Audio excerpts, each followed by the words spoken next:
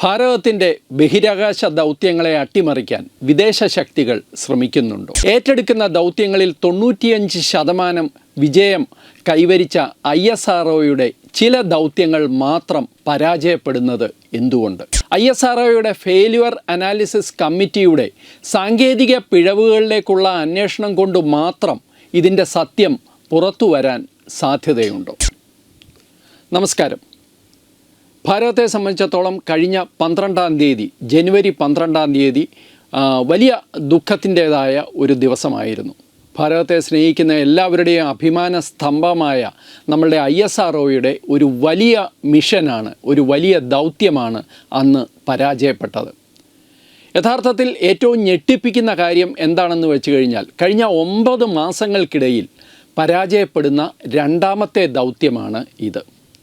95% ISROയുടെ ദൗത്യങ്ങളിലെ വിജയത്തിൻ്റെ തോത്. അതായത് ഏറ്റെടുക്കുന്ന ദൗത്യങ്ങളിൽ, ബഹിരാകാശ ദൗത്യങ്ങളിൽ 95% സക്സസ് ആണ്. ഏതാണ്ട് 64 ബഹിരാകാശ ദൗത്യങ്ങൾ ഇതുവരെ ISRO ഏറ്റെടുത്തിട്ടുണ്ട്. അതിൻ്റെ കണക്കാണ് ഈ പറഞ്ഞത്. അതിൽ കൃത്യമായി ചില ദൗത്യങ്ങൾ മാത്രം പരാജയപ്പെടുന്നു. അതിൽ തന്നെ അടുപ്പിച്ച് 2 ദൗത്യങ്ങൾ പരാജയപ്പെടുന്നു എന്ന് മാത്രമല്ല, ഇത് PSLV റോക്കറ്റിൻ്റെ ലോഞ്ച് വെഹിക്കിളിൻ്റെ പ്രശ്നമാണ് എന്ന് പറയുന്നുണ്ടെങ്കിൽ, PSLV എന്ന് പറയുന്നത് തന്നെ ഭാരതത്തിൻ്റെ ISROയെ സംബന്ധിച്ചിടത്തോളം ഏറ്റവും വിശ്വസ്തതയുള്ള ഒന്നാണ്. അവിടെയാണ് ഈ പരാജയം സംഭവിക്കുന്നത്. യഥാർത്ഥത്തിൽ എന്താണ് സംഭവിച്ചതെന്ന് ആദ്യം ഒന്ന് നോക്കാം. ജനുവരി 12-ാം തീയതി രാവിലെയാണ് ഈ ബഹിരാകാശ ദൗത്യം നടന്നത്. നിരവധി ഉപഗ്രഹങ്ങളുമായിട്ടാണ് ഈ PSLV C-62 എന്ന ലോഞ്ച് വെഹിക്കിൾ ആകാശത്തേക്ക് കുതിച്ചുയർന്നത്. ഒരു കുഴപ്പവും ഉണ്ടായിരുന്നില്ല. ആദ്യത്തെ സ്റ്റേജിൽ യാതൊരു കുഴപ്പവും ഉണ്ടായിരുന്നില്ല, രണ്ടാമത്തെ സ്റ്റേജിലും യാതൊരു കുഴപ്പവും ഉണ്ടായിരുന്നില്ല. പക്ഷേ പെട്ടെന്നാണ് റോക്കറ്റിൻ്റെ ദിശ മാറിയത്. ദൗത്യം പരാജയപ്പെട്ടു എന്ന് അധികൃതർക്ക് ബോധ്യമാകുന്നത് വളരെ പെട്ടെന്ന് നടന്നതാണ്. 17 മിനിറ്റ് കൊണ്ട് ഭ്രമണപഥത്തിൽ എത്തേണ്ട റോക്കറ്റാണ് ആദ്യത്തെയും രണ്ടാമത്തെയും സ്റ്റേജ് കഴിഞ്ഞ് 3-ാമത്തെ സ്റ്റേജിലെത്തിയപ്പോൾ പെട്ടെന്ന് ഡീവിയേറ്റ് ചെയ്യുകയും ദൗത്യം പരാജയപ്പെടുകയും ചെയ്തത്. അപ്പോൾ ഇതിനകത്തെ ഒരു വളരെ പ്രധാനപ്പെട്ട ഒരു കാര്യം, ഇപ്പോൾ അതിൻ്റെ സാങ്കേതിക പിഴവായിട്ട് പറയുന്നത് ഇതിൻ്റെ മോട്ടറിനുള്ളിലെ ചേംബറിലെ പ്രഷർ നഷ്ടപ്പെട്ടു എന്നുള്ളതാണ്. തികച്ചും സംഭവ്യമായ കാര്യം തന്നെയാണ് എന്നുള്ള കാര്യത്തിൽ യാതൊരു സംശയവുമില്ല. പക്ഷേ യഥാർത്ഥത്തിൽ അതുകൊണ്ട് മാത്രം തൃപ്തിപ്പെടാൻ ISRO തയ്യാറാവില്ല, ഭാരത സർക്കാരും തയ്യാറാവില്ല എന്ന് ഉറപ്പാണ്.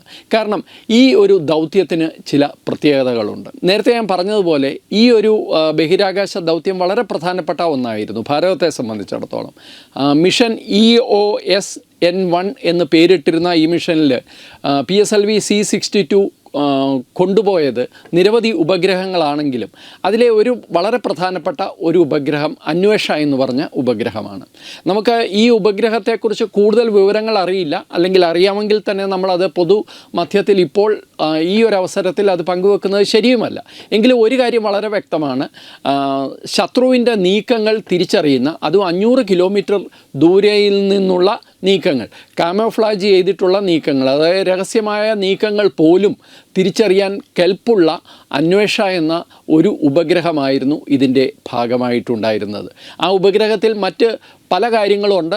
പല സംവിധാനങ്ങളെക്കുറിച്ചുള്ള അന്വേഷണം, അതായത് ശത്രുക്കളുടെ നീക്കങ്ങൾ തിരിച്ചറിയാൻ, നമ്മളുടെ സുരക്ഷിതത്വം വർദ്ധിപ്പിക്കാൻ അല്ലെങ്കിൽ ഉറപ്പുവരുത്താനുള്ള എല്ലാ സംവിധാനങ്ങളും ഉള്ള ഒരു റോക്കറ്റായിരുന്നു അത്. അതിൻ്റെ പിന്നിൽ ശാസ്ത്രജ്ഞന്മാർ വലിയ ഒരു സമയം ചെലവഴിച്ച ഒന്നായിരുന്നു അന്വേഷ. ഈ അന്വേഷ റോക്കറ്റുമായിട്ടാണ് ഈ PSLVയുടെ ഈ ലോഞ്ച് വെഹിക്കിൾ അന്ന് 12-ാം തീയതി ആകാശത്തിലേക്ക് ഉയർന്നത്. യഥാർത്ഥത്തിൽ ശത്രുവിൻ്റെ ടാർഗറ്റ്, ഇങ്ങനെയൊരു ശത്രുക്കളുടെ അട്ടിമറി കാരണമാണ് ഈ റോക്കറ്റ് താഴെ പോയിട്ടുള്ളതെങ്കിൽ അത് ശത്രുവിൻ്റെ ഒരു ടാർഗറ്റ് എന്ന് പറയുന്നത് ഈ അന്വേഷ ഉപഗ്രഹം തന്നെ ആയിരിക്കാം എന്നുള്ള സാധ്യതയാണ് ഇപ്പോൾ തെളിഞ്ഞു വരുന്നത്. അതിന് മറ്റൊരു കാരണം കൂടിയുണ്ട്. ഞാൻ നേരത്തെ പറഞ്ഞതുപോലെ ISROയുടെ ലോഞ്ചിൽ മിക്കവാറും എല്ലാ ദൗത്യങ്ങളും വിജയിക്കുകയാണ് പതിവ്. ISROയുടെ സയൻറ്റിഫിക് ആയിട്ടുള്ള തികച്ചും ശാസ്ത്രീയമായ ദൗത്യങ്ങളോട് കൂടി പോകുന്ന ഉപഗ്രഹങ്ങളുണ്ട്. അതേപോലെ വിദ്യാഭ്യാസപരമായ കാര്യങ്ങൾക്ക് വേണ്ടി പോകുന്ന ഉപഗ്രഹങ്ങളുണ്ട്, മറ്റ് സർവേ ആവശ്യങ്ങൾക്ക്, അങ്ങനെ നിരവധി ദൗത്യങ്ങൾക്ക് വേണ്ടിയിട്ട് ഡിസൈൻ ചെയ്യപ്പെട്ട ഉപഗ്രഹങ്ങളെ ISRO മുകളിലേക്ക് വിടുന്നുണ്ട്. അതിൽ ഭാരതത്തിൻ്റെ നമ്മളുടെ സ്വന്തം ഉപഗ്രഹങ്ങൾ മാത്രമല്ല വിദേശത്തു നിന്നുള്ള ഉപഗ്രഹങ്ങളും ഉണ്ടാവാറുണ്ട്, നമ്മുടെ സ്റ്റാർട്ടപ്പ്, നമ്മുടെ ഇന്ത്യൻ കമ്പനികളുടെ ഉപഗ്രഹങ്ങളും ഒക്കെ ഉണ്ടാവാറുണ്ട്. പക്ഷേ കൃത്യമായിട്ട് നമ്മളുടെ സുരക്ഷാ സംവിധാനവുമായി, നമ്മളുടെ സെക്യൂരിറ്റിയുമായി ബന്ധപ്പെട്ട റോക്കറ്റുകൾ പോകുമ്പോൾ മാത്രം എന്തുകൊണ്ട് ഇത്തരം പ്രശ്നങ്ങൾ ഉണ്ടാകുന്നു എന്നുള്ളതാണ് ഏറ്റവും കാതലായ ചോദ്യം. ഇപ്പോൾ ഈ കഴിഞ്ഞ 9 മാസങ്ങൾക്കിടയിൽ കഴിഞ്ഞ മെയ്യിലും ഇതുപോലെ ഒരു റോക്കറ്റ് ലോഞ്ച് നടന്നിരുന്നു, ഇപ്പോഴും ഒരു റോക്കറ്റ് ലോഞ്ച് നടന്നു. ഈ 2 ലോഞ്ചുകളും ഒന്നിനു പുറകെ ഒന്നായി പരാജയപ്പെട്ടെങ്കിൽ ഈ 2 ലോഞ്ചിലും ഉണ്ടായിരുന്ന ഉപഗ്രഹങ്ങൾക്ക് ചില സുരക്ഷാ ക്രമീകരണങ്ങളുമായി അല്ലെങ്കിൽ സുരക്ഷാ സംവിധാനങ്ങളുമായി ബന്ധമുള്ള ഉപകരണങ്ങളാണ്. ഇത് ചിലരൊക്കെ ഇത് ചാര ഉപഗ്രഹങ്ങളാണ് എന്ന് പറയുന്നുണ്ട്. അത്തരം സർവൈലൻസുമായി ബന്ധപ്പെട്ട കാര്യങ്ങളും ഇതിലുണ്ട്. പക്ഷേ അത് കൂടാതെ നമ്മളുടെ സുരക്ഷാ സംവിധാനത്തെ, നിരീക്ഷണ സംവിധാനത്തെ ശക്തിപ്പെടുത്തുന്ന നിരവധി കോമ്പണൻസ് ഉള്ള 2 ഉപഗ്രഹങ്ങളെയും കൊണ്ട് ആണ് ഈ 2 ദൗത്യങ്ങളും പോയത്. അതിൽ മറ്റു ഉപഗ്രഹങ്ങളും ഉണ്ടായിരുന്നു, പക്ഷേ ഈ 2 ദൗത്യങ്ങളും പരാജയപ്പെട്ടു. അത് അത്ര യാദൃച്ഛികമാണ് എന്ന് കരുതുക ബുദ്ധിമുട്ടാണ്. അപ്പോൾ കൃത്യമായിട്ട് തന്നെ ഇത് നമ്മളുടെ സുരക്ഷാ സംവിധാനത്തെ ആരെങ്കിലും ടാർഗറ്റ് ചെയ്യുന്നതാണോ എന്നുള്ള സംശയം വരുന്നതിൽ യാതൊരു തെറ്റുമില്ല. അതുകൊണ്ട് തന്നെ ഇപ്പോൾ കിട്ടുന്ന വിവരമനുസരിച്ച് ISROയുടെ സ്വന്തം അന്വേഷണം ഇതിൻ്റെ സാങ്കേതിക പിഴവുകളിലേക്ക് നടക്കുമ്പോൾ തന്നെ തീർച്ചയായിട്ടും നമ്മളുടെ ദേശീയ സുരക്ഷാ ഏജൻസികളും ഈ അന്വേഷണത്തിൻ്റെ ഭാഗമായി മാറുന്നു എന്നാണ് അറിയുന്നത്. കേന്ദ്ര സർക്കാർ ഈ ഒരു വിഷയം വളരെ കൃത്യമായി എടുത്തിട്ടുണ്ട്. കാരണം ഇപ്പോൾ കേന്ദ്ര സർക്കാരും വിശ്വസിക്കുന്നത് ഇതിനകത്ത് കൃത്യമായിട്ട് ഒരു പാറ്റേൺ ഉണ്ട് എന്നുള്ളതാണ്. മറ്റെല്ലാ ദൗത്യങ്ങളും വിജയിക്കുമ്പോൾ സുരക്ഷയുമായി ബന്ധപ്പെട്ട ഉപഗ്രഹങ്ങളുമായി പോകുന്ന ദൗത്യങ്ങൾ മാത്രം പരാജയപ്പെടുന്നു. 9 മാസങ്ങൾക്കിടയിൽ 2 എണ്ണം പരാജയപ്പെടുന്നു എന്ന് പറഞ്ഞു കഴിഞ്ഞാൽ അത് ISROയെ സംബന്ധിച്ചിടത്തോളം ഒട്ടും യാദൃശ്ചികമല്ല എന്ന് തന്നെ വിശ്വസിക്കേണ്ടി വരും.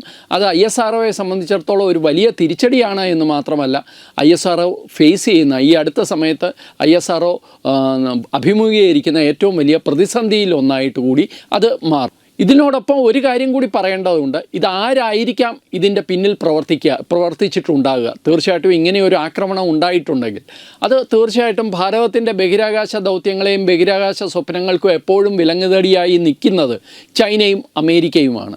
ചൈന പലപ്പോഴും അത്തരം കാര്യങ്ങളിൽ സാങ്കേതികമായി തന്നെ ഇടപെടുന്നത് നമുക്കറിയാം. അത് ബഹിരാകാശ ദൗത്യത്തിൻ്റെ കാര്യത്തിൽ മാത്രമല്ല, എല്ലാ തരത്തിലും നമ്മളെ ഹാക്ക് ചെയ്യാനും മറ്റെല്ലാ അർത്ഥത്തിലും നമ്മളെ ആ ഒരു ഇൻ്റർനെറ്റിൻ്റെ എല്ലാ സാധ്യതകളും ഉപയോഗിച്ച് ഉപദ്രവിക്കാനും ശ്രമിച്ചിട്ടുണ്ട്. അമേരിക്കയാകട്ടെ നമ്മളുടെ ബഹിരാകാശ ദൗത്യങ്ങൾ വിജയിക്കരുത് എന്ന ഉദ്ദേശത്തോടു കൂടി തന്നെ സാങ്ഷനൊക്കെ ഏർപ്പെടുത്തിയിട്ടുള്ളതും ചരിത്രത്തിൻ്റെ ഭാഗമാണ്. പക്ഷേ അതുകൊണ്ട് മാത്രം ഈ 2 രാജ്യങ്ങളാകണമെന്നില്ല. പക്ഷേ ആര് ഇതിൻ്റെ പിന്നിൽ പ്രവർത്തിച്ചാലും ഭാരതത്തിനുള്ളിൽ നിന്നും ഇതിനൊരു സഹായം ഉണ്ടായിട്ടുണ്ടോ എന്നുള്ള കാര്യം കൂടി അന്വേഷിക്കേണ്ടതാണ്. ഇതിലെ എന്തായാലും ഒരു പ്ലസ് പോയിൻ്റ് കൂടി പറഞ്ഞുകൊണ്ട് ഞാൻ അവസാനിപ്പിക്കാം. എല്ലാ അർത്ഥത്തിലും ISROയുടെ പിന്നിൽ കേന്ദ്ര സർക്കാർ ഉണ്ട് എന്ന് തന്നെയാണ് സർക്കാരിൻ്റെ നടപടികൾ സൂചിപ്പിക്കുന്നത്. മാത്രമല്ല ISROയ്ക്കും ആത്മവിശ്വാസം നഷ്ടപ്പെട്ടിട്ടില്ല. ISROയുടെ സഹകരിക്കുന്ന സ്റ്റാർട്ടപ്പ് കമ്പനികളൊക്കെ ഉണ്ട്. അവരിൽ ചിലരുടെ സാറ്റലൈറ്റും ഇതിൽ നഷ്ടപ്പെട്ടിട്ടുണ്ട്. പക്ഷേ അവരാരും തന്നെ ISROയെ ഇതിൻ്റെ പേരിൽ കുറ്റപ്പെടുത്താൻ തയ്യാറല്ല. വി വിൽ കം ബാക്ക് എന്നാണ് ISRO ചെയർമാൻ പറയുന്നത്. തീർച്ചയായും ഈ രാജ്യത്തെ ജനങ്ങൾ ISROയുടെ ഒപ്പമുണ്ട്, കേന്ദ്ര സർക്കാരുണ്ട്. തീർച്ചയായിട്ടും ISRO തിരിച്ചു വരും, ആകാശത്തോളം ഉയരുകയും ചെയ്യും എന്നുള്ള കാര്യത്തിൽ യാതൊരു സംശയവുമില്ല. നമസ്കാരം.